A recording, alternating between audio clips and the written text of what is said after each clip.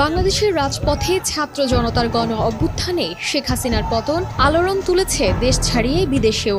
এই আন্দোলনকে আন্তর্জাতিকভাবে দেখা হচ্ছে জেনজির আন্দোলন হিসেবে। তবে জেনারেশন জেড বা জেনজি তরুণদের এই জাগরণ শুধু এশিয়াতেই সীমাবদ্ধ নয়, এর প্রভাব পড়ছে আফ্রিকার মাটিতেও।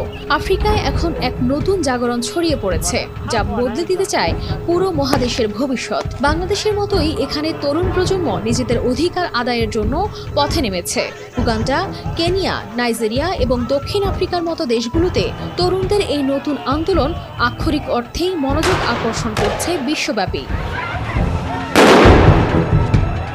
কেনিয়ার রাজধানী নাইরোবিতে জুন মাসে শুরু হয় এই বিপ্লবের সূচনা, যেখানে অতিরিক্ত করের বিরুদ্ধে সোচ্চার হয় জেনজি।